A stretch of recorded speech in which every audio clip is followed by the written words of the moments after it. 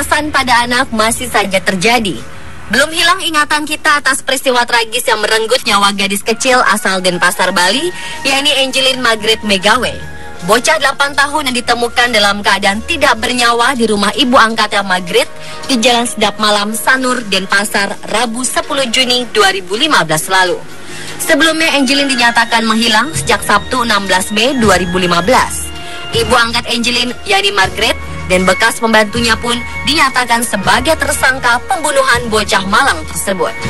Baru-baru ini, masyarakat kita kembali dikejutkan oleh kasus pembunuhan sadis terhadap siswi kelas 2 sekolah dasar negeri di Kalideres bernama Putri Nur Fauzia alias Eneng. Jasad Putri ditemukan di sebuah gang sempit penuh sampah di sisi tol Sediatmo, Jakarta Barat, dengan kondisi terbungkus dan terikat di dalam kardus. Ditemukan pula pukulan benda tumpul di lehernya dan jejak kekerasan seksual di tubuh mungilnya. Putri sudah tidak kembali ke rumah sejak hari Jumat 2 Oktober 2015 sebelum akhirnya ditemukan tewas keesokan harinya. Jasad bocah 9 tahun ini ditemukan tanpa identitas dan sempat dibawa ke RSCM untuk menjalani proses otopsi. Hasilnya, Putri positif mengalami kekerasan fisik dan seksual hingga menghilangkan nyawanya. Beberapa hari kemudian, misteri tewasnya Putri alias Eneng pun akhirnya terkuak. Diketahui Agus Dermawan alias Agus PA yang merupakan tetangga korban ternyata pelaku pembunuh bocah tak berdosa itu. Selain kepada Putri, aksi pencabulan juga dilakukan pelaku terhadap 2 remaja berusia 15 tahun berinisial T dan Y. Pelaku juga diketahui merupakan residivis kasus narkoba dan telah 3 kali keluar masuk penjara.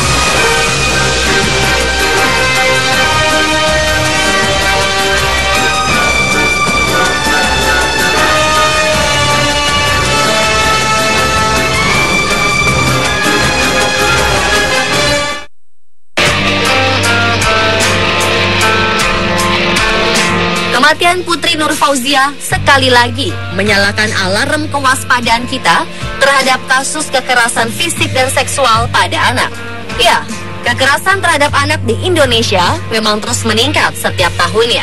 Ironisnya, selain oleh pihak luar, beberapa kasus mencatat bahwa kekerasan terhadap anak terjadi di lingkungan keluarga terdekat.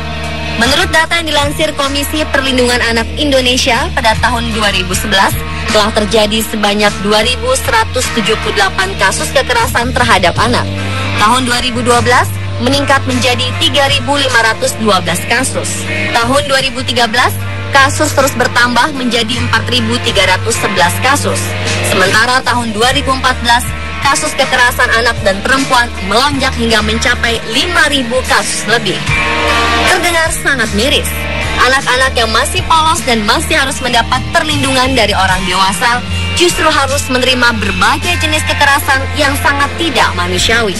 Namun di satu sisi, angka yang terus bertambah ini disebabkan oleh semakin banyaknya masyarakat yang berani melapor ke pihak yang berwajib. Tentu saja banyaknya pelaporan tentang kekerasan pada anak oleh masyarakat sangat membantu pihak berwajib untuk mengusut secara cepat dan membawa tindakan kejahatan tersebut ke ranah hukum. Mengingat sistem perlindungan anak di Indonesia belum terintegrasi sepenuhnya. Menurut Direktur Kesejahteraan Sosial Anak Kementerian Sosial Edi Soeharto, pelaporan kejahatan pada anak ini juga dibantu oleh eksistensi media sosial dan media massa.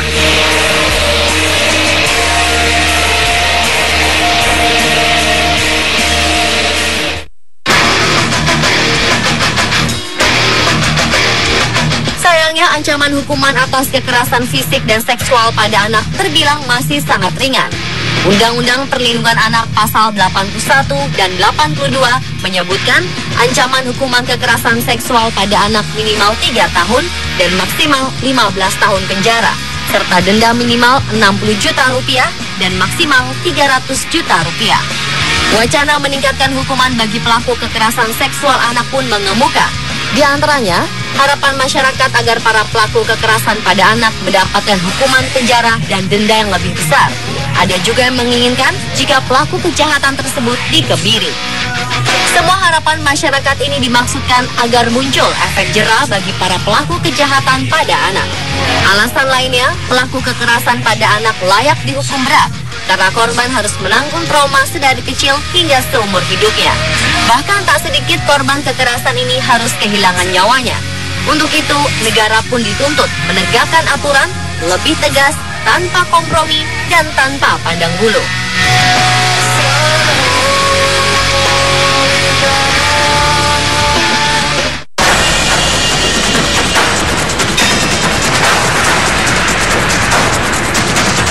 Data Lembaga Pemerhati Anak mencatat separuh dari kasus kekerasan terhadap anak-anak di ibu kota merupakan kejahatan asusila. Setiap orang tua tentu tidak menginginkan kekerasan ini terjadi pada anak-anak mereka. Namun kita tak bisa menyangkal fakta jika setiap anak-anak maupun remaja berpeluang menjadi korban kejahatan seksual. Ruang sosial bagi mereka tidak bisa menjamin anak-anak maupun remaja terhindar dari kejahatan asusila. Polisi maupun pihak lain sulit mencegah kasus serupa tanpa peran aktif dari orang tua. Oleh sebab itu, ada beberapa tips bagi orang tua untuk mencegah terjadinya kekerasan terhadap anak.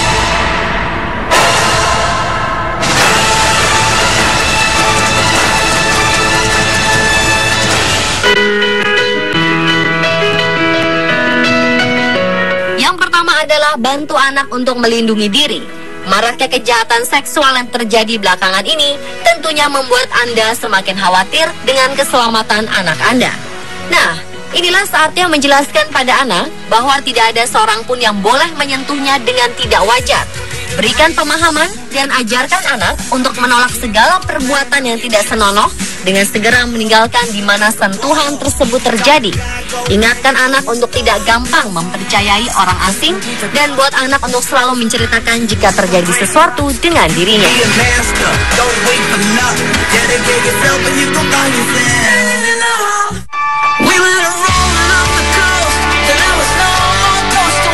Pembekalan ilmu bela diri dapat menjadi salah satu solusi agar anak tidak menjadi korban kekerasan.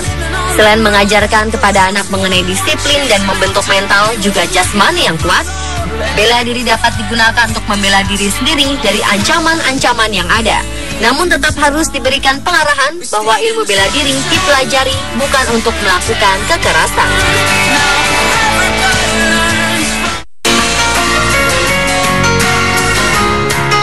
Selanjutnya, perhatikan siapa yang berpotensi untuk melakukan kekerasan pada anak Anda. Anda bisa mencurigai seseorang jika kecurigaan tersebut memiliki dasar yang jelas.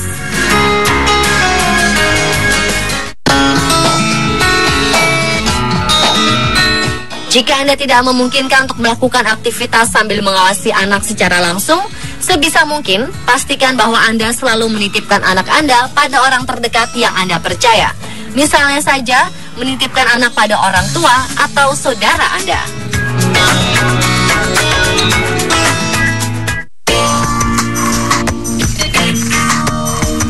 Kemudian tidak ada salahnya untuk mengecek apakah anak Anda benar-benar mengalami kekerasan di sekolah atau tidak. Pastikan hal itu dengan sesekali melihat tanda-tandanya di tubuh anak Anda.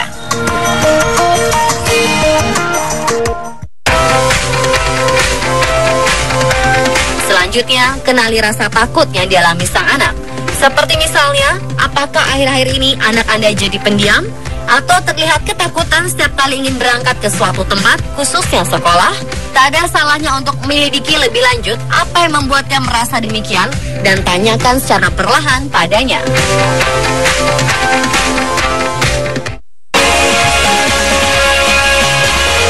Bila terjadi kekerasan fisik, psikis, ataupun seksual, ada baiknya segera laporkan pada pihak yang berwajib. Hal ini bertujuan agar segera diambil tindakan lebih lanjut terhadap tersangka dan mengurangi angka kejahatan yang sama terjadi. Sementara untuk anak-anak yang menjadi korban harus segera mendapatkan bantuan dari ahli medis serta dukungan dari keluarga. Pemirsa, itulah beberapa penjelasan mengenai kasus kekerasan terhadap anak dan tips agar anak-anak dapat terhindar dari kasus kekerasan versi Undispel.